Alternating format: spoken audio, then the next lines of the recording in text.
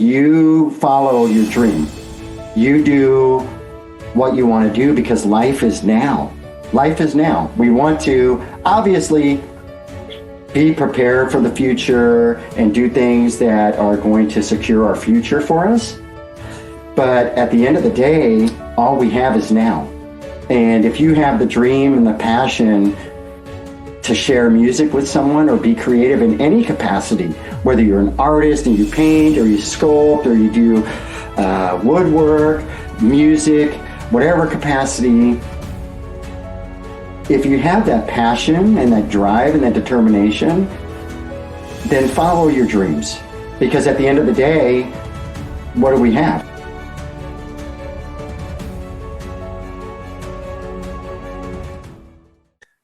Hey guys, it's Jason Tonioli here with the Successful Musician Podcast, and my special guest today is pianist Steve Rivera. He is a multi-talented composer that's worked with a lot of interesting people over his career. He's a piano consultant as well, but he does music for his career, but he touches kind of multiple pieces of it, and he's got a really interesting story from growing up too. So Steve, why don't you just take us away and give us kind of, how did you end up getting started in music? Where did, give us your background. Jason, it's great to be here and on your podcast. Welcome everyone, your regular listeners and maybe some new listeners that are listening in. Jason's doing a fantastic job of bringing some of the successful musicians that are making a living doing music. So thank you, Jason. Awesome. Thanks. So basically, I grew up around the piano. My dad plays. He's more of a blues player. And they tried to make me take lessons when I was like 7 or 8. But, growing up in Southern California, I wanted to surf and skateboard, go snowboarding. I didn't have time for piano lessons. So that sounds like many of us. I was the same way. I hated practicing. Yeah, that's, practicing is absolutely necessary if you want to advance, But I think for me, I hated practicing stuff that I was told I had to practice. If it was my own thing and what I wanted to do, it was a whole different story. Well, and actually that's what got me into really playing a lot. Now I'm going to date myself. There's a radio station out here called K-Rock, and they started playing like Tears for Fears, Duran Duran, Depeche Mode, all these heavy synth bands. And So I would listen, and I started just playing by ear and picking it up and being able to play these, songs that are on the radio. And then I thought, I can actually do this. And I had started going to church at that time, and they wanted me to start playing with the band, with the worship band and everything.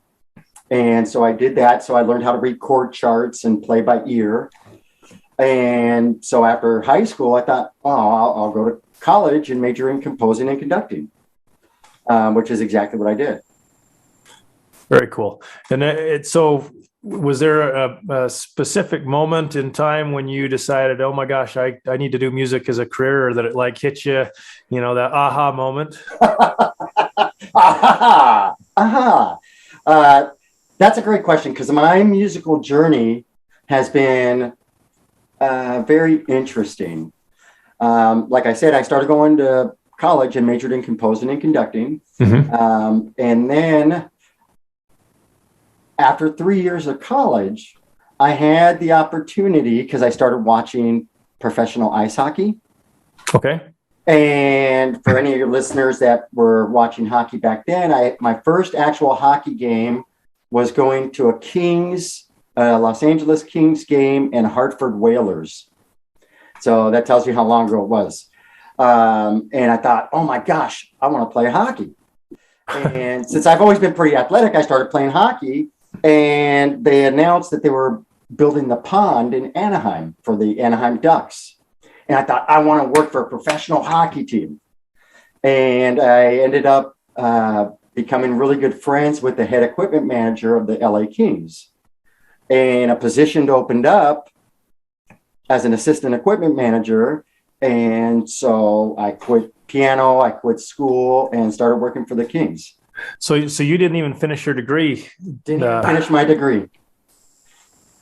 And Interesting.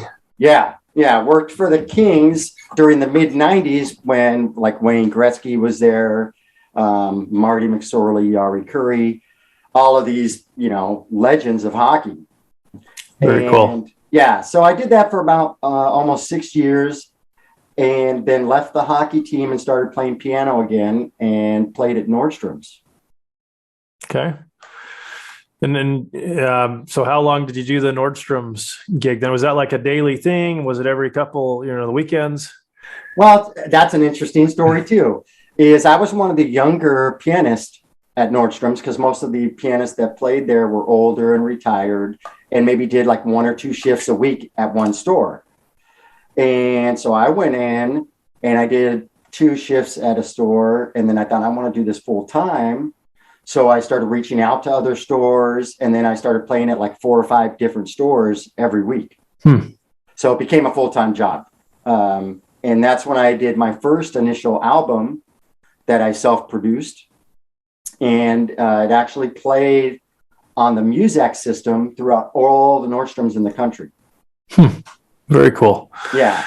Interesting. And I'm sure when you were, if you're playing every day, in a Nordstrom's, you're probably just changing things up, and you probably get tired of playing the same songs or getting the same requests. But that's probably where you got really good at the piano then, right?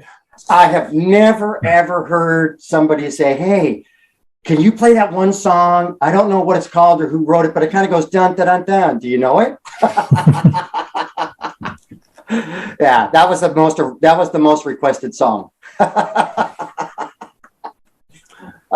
So no, it was, I carried this through to today, realizing, like you said, is it hard to play that many hours and like being able to change it up and playing different songs is something that I carry through even to this day when I play, is realizing how fortunate I am that I can play music.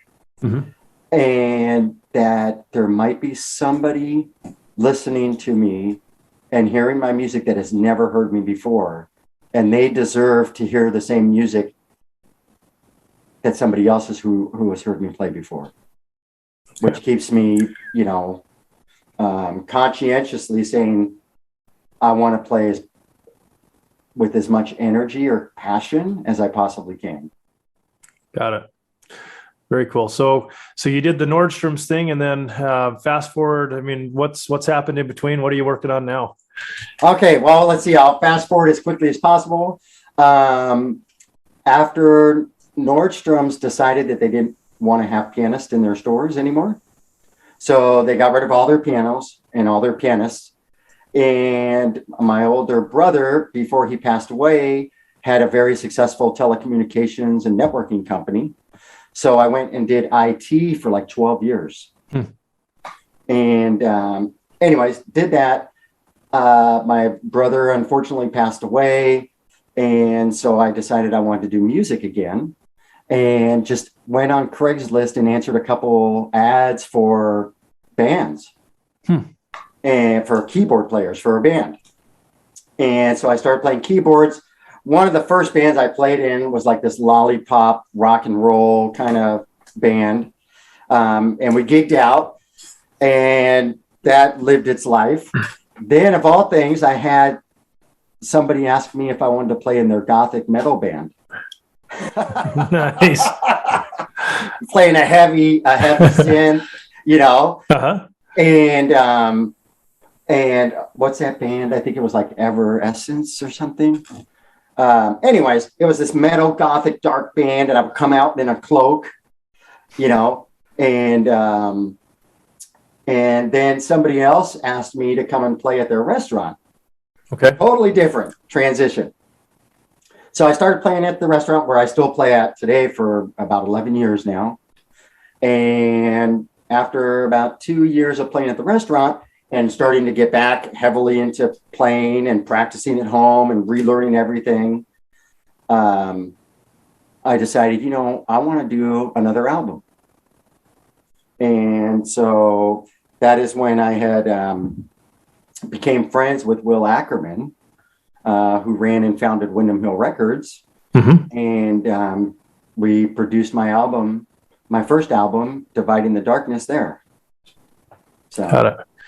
And that's awesome. And you've got a little girl that's, I know your pride and joy. And when we first met, that's what I remember is you talked about her. She was your everything for sure.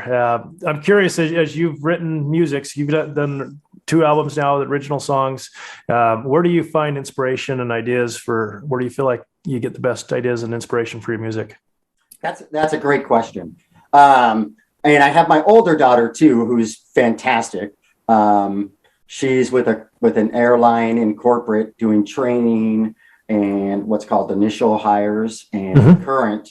So she's living her corporate life now. And so I'm super proud of her. And then my little girl, who's going to be 11, she'll sit at the piano with the score of Phantom. And she had to write a letter to Santa Claus because she wanted to be able to keep her elves on the shelf. You have your little girl, so you know.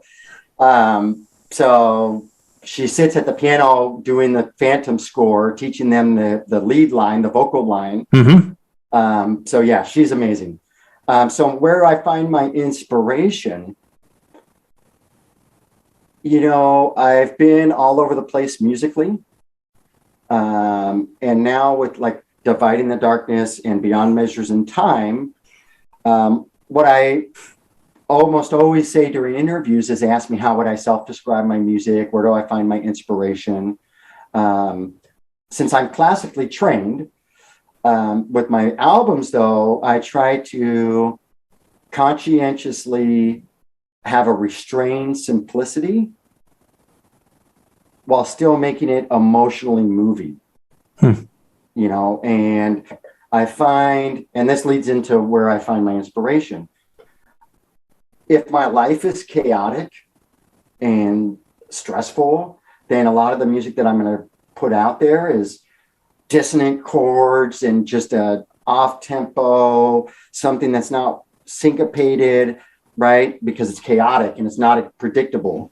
When I'm in a better place in my life and I'm just being in the moment and being in the now, I find that that's simplistic.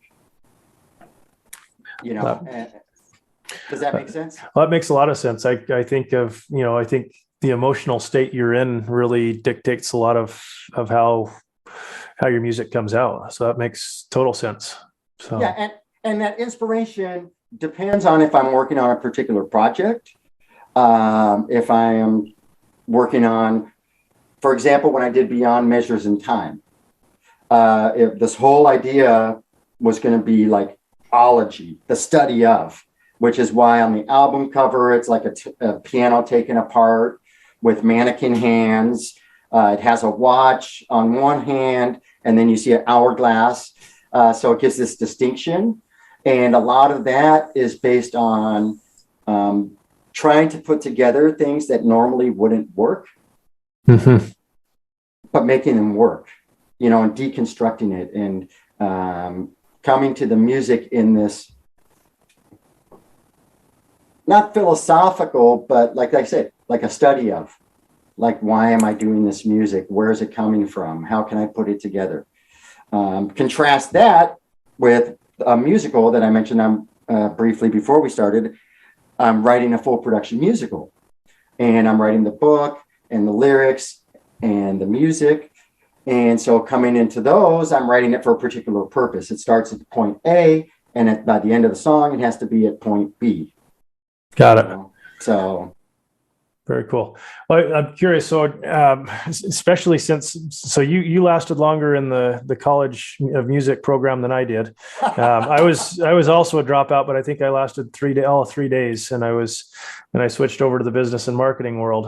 But if you had advice for, let's say you've got your daughter or somebody is young and trying to decide, man, I think I may want to do music as a career, but I know all too often people tell well-meaning people tell people not to go into the music as a career or just the music industry because it's going to be hard. And I think they're trying to protect them. But, I'm just curious what your advice would be for somebody that's kind of on that fence and kind of in that moldable phase of life. What would you tell them to learn or do? If you could go back and give that advice, even to yourself, I guess.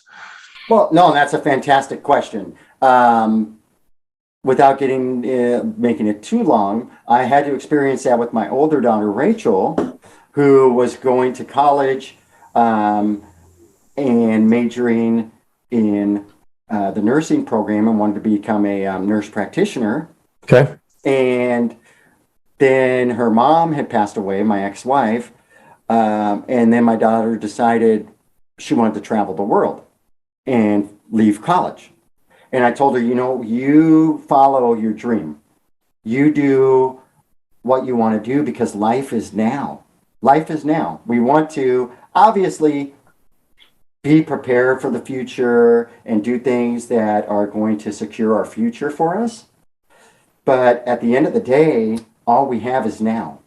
And if you have the dream and the passion to share music with someone or be creative in any capacity, whether you're an artist and you paint or you sculpt or you do woodwork, music, whatever capacity, if you have that passion and that drive and that determination, then follow your dreams.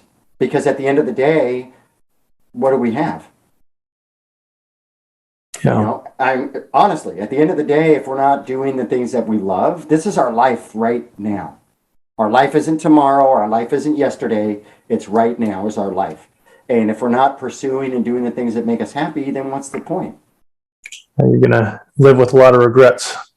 And I think far too many people do that and get stuck in their job. And then they're just, it's a long 30 or 40 years of a career, and then you wonder what just happened, right? Oh, and you have children too. You realize the time goes by so quickly. I was just barely at the hospital holding them when they were born, and now I'm buying them a car and their driver's license, they're getting their driver's license and then they're going off to college. I just sat through my son's graduation and just sat there thinking, what in the world just happened? I was in the same building, same place. Whoa, this was crazy. Yeah, and life can be very fragile. And how many times have you heard people say they go into their career and then 30 years later, they're looking back going, well, I didn't get to go on the vacation. I haven't traveled the world like I've wanted to. I haven't gone and seen the pyramids, in Giza. I haven't gone here. I haven't done this, and all of a sudden their life was so consumed with what? Stuff that maybe doesn't matter. I think that was one, as I look back on our very first interaction when we met each other, is you were like, hey, whatever my daughter needs, that's my priority. And I really respected you for that was, you drop whatever you were doing and build around that, because I think you've got an older daughter now. You realize it's like, wow, this is going to be done before I know it. Well, and you're exact. I tell my older daughter that all the time. I said, Rachel, if it wasn't for you, I wouldn't realize how valuable spending time with those that I love is, and how quickly that time can just go away. Right. There's no guarantee of tomorrow.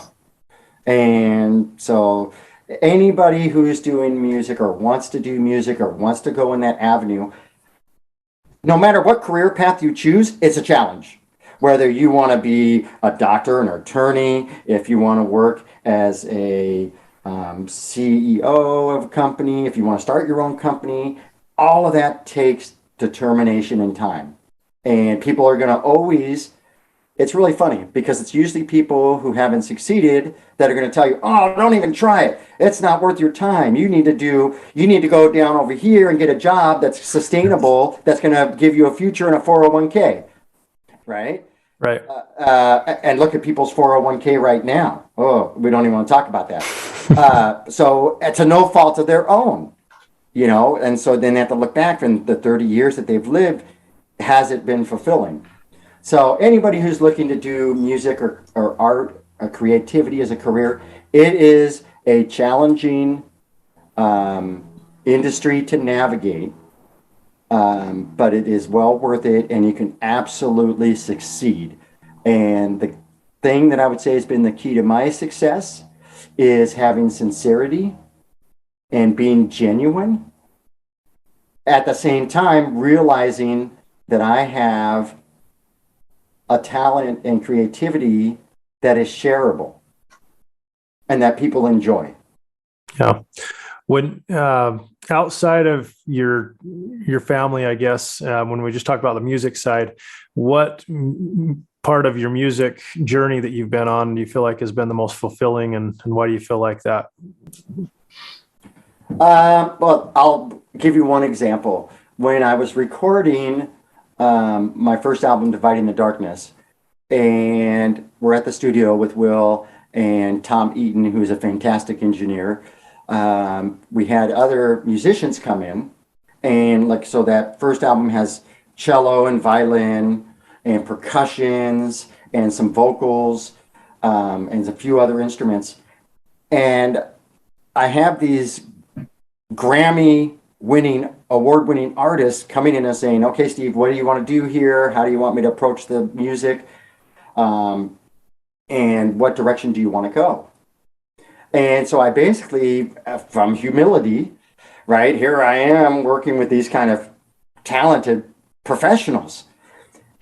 And so telling them, what I really would like is for you to play exactly what you feel.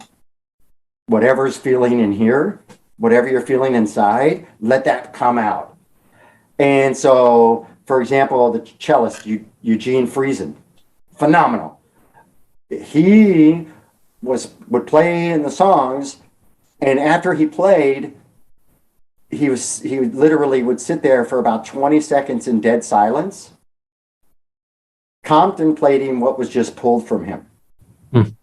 And the fact that my music was what I had written was written in such a way that it gave him that wherewithal to just ponder what he just did. And that was exciting for me. I think Eugene has won like 4 Grammys himself. And for him to just sit back and just be in awe of what was just taken from him, what he just contributed and poured out of himself from my musical structure, was just, that was like, wow, that is so cool. One of the other musicians that we had wanted to keep on playing, wanted to add more stuff to more songs. He was super excited about the project. And Will, my producer, Will Ackerman, had to be like, no. We're just going to use this here and here. And so to see that enthusiasm. Yeah. To see the enthusiasm. So quickly gone from that first album, from Dividing the Darkness, so quickly gone, I had written, and Will himself was so moved by it that he asked me permission. Will Ackerman asking me, can I put some guitar on there? Just because he was so moved from it. And that really, having somebody like that so moved by your music is, it makes you want to cry, literally. Yeah. That's awesome. So I know we've taken up a lot of your time, but if people are going to want to definitely go listen to your music. I've listened to it. I still remember when we were together, we both played some songs for each other, and we'll share some of that. And it was awesome. But to go check out and find more of your music, where do they go? What? If they want to go to my website, which is www.steveriveramusic.com, www.steveriveramusic.com. They can find all the links to all my music and everything on there. Very cool. And then that's one thing. Thank you for bringing that up, Jason. How awesome is that of Michelle to open up her home to have that many pianists come in. And that's where I met you. Yep. And open up her home for 25 different piano artists. to come hang out, and we had an amazing piano to play on. But just you get to meet good people, and I think what's been really interesting for me is throughout my career, and I've worked in a lot of music and met tons of music people as well. But the musicians in general are just such kind and helpful people. They want to, they're giving, which I love that part of this industry for sure. And when the more you get to know people and who they really are, you see the true colors come out, and they're pretty awesome colors. So, well, yeah, because they're exposing their vulnerability to you. They're sharing everything within themselves. Yep.